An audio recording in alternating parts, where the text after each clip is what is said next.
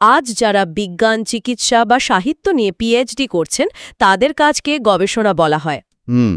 কিন্তু গরু খোঁজার মতো একটা সাধারণ শারীরিক পরিশ্রমের কাজ কিভাবে জ্ঞানের জগতে সত্য খোঁজার মতো একটা গভীর বৌদ্ধিক কাজের সমার্থক হয়ে উঠল, এর পিছনের সামাজিক মনস্তত্ত্বটি সত্যি কৌতূহলোদ্দীপক।